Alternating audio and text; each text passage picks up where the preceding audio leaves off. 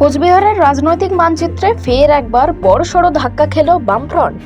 সোমবার রাতে কোচবিহার জেলা তৃণমূলের দলীয় কার্যালয়ে সিপিএম ছেড়ে তৃণমূল কংগ্রেসে যোগ দিলেন কোচবিহারের বিশিষ্ট আইনজীবী বিমল সাহা। তৃণমূল কংগ্রেসের কোচবিহার জেলা সভাপতি অভিজিৎ দেব ভৌমিকের হাত ধরে এই যোগদান সম্পন্ন হয়। তিনি নিজে উপস্থিত থেকে নতুন সদস্যের হাতে দলীয় পতাকা তুলে দেন এবং দলে তাকে স্বাগত জানান।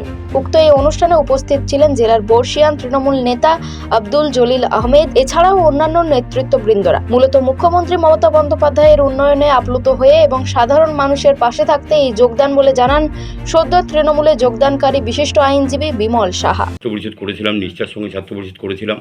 তৃণমূল ছাত্র পরিষদ বা তৃণমূলটা যখন করেছিলাম তখনও আমি নিষ্ঠার সঙ্গেই করেছি এবং সিপিএমটা যতদিন করেছি ততদিন আমি নিষ্ঠার সঙ্গেই করেছি।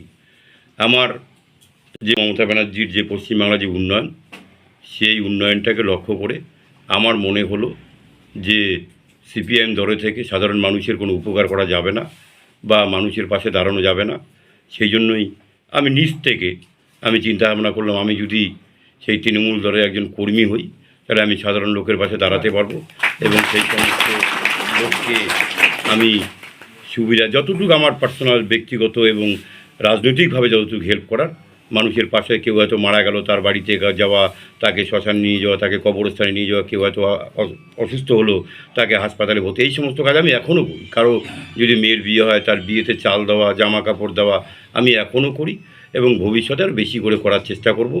বন্ধু অভিজিৎ দেব ভৌমিক, মাননীয় জেলা সভাপতি, তার উদ্যোগেই আমি আজকে জয়েন করলাম। আজকে কুচবিহারের বিশিষ্ট আইনজীবী বিমল সাহা, উনি দীর্ঘদিন সিপিএমের সংগঠনের সাথে যুক্ত ছিলেন এবং আজকে উনি তৃণমূল কংগ্রেসে যোগদান করলেন। তার জন্য আমরা খুব খুশি। আর বিমল সাহার শুরুটা ছাত্র জীবনটা ছাত্র পরিষদেই ছিল এবং আনডিভাইডেড ছাত্র পরিষদের কুচবিহার কলেজের স্টুডেন্টস ইউনিয়নের ভাইস প্রেসিডেন্ট ছিল।